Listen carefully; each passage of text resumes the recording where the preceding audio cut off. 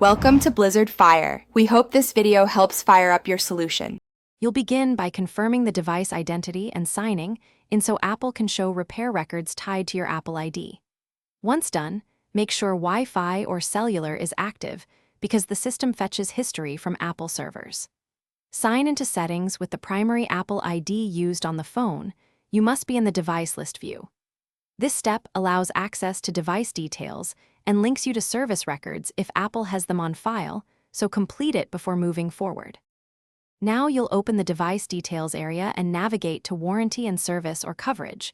That's where Apple surfaces repair and service entries.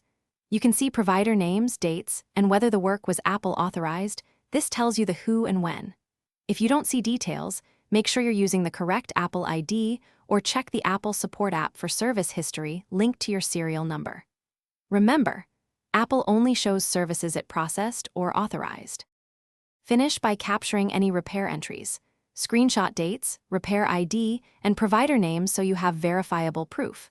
Once collected, you can present these when selling or troubleshooting.